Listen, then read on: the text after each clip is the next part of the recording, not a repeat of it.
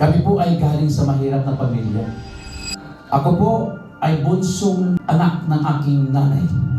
Naghahalbis ako ng palay sa probinsya para lang may pagkain ang aking nanay dahil may edad na.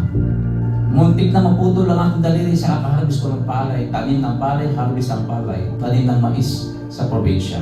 Mahirap kami. Kaya nga lang may narinig ako mga message, may mga pag-aaral, may mga napapanood sa video na mga opportunity, na mga motivation na maaring mabago ang buhay. One time may nag-invite sa akin isang doktor ng misis ko. Ang sabi niya, "Mon, saan ka?" Sabi ko, "Dok, dito ako sa park." Alam mo saan akong ginawa ko sa park? Nagbibinta ako ng mga DVD.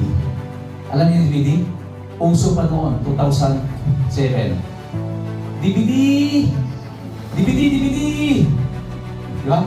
Binibinta ko para lang may pagkain ang aking pamilya.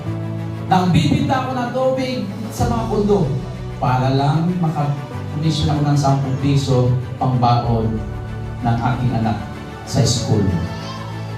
Nung bumagsak ang aming business, lahat ng legal, lahat ng paraang mabuhay lang ang aking pamilya, gagawin ko.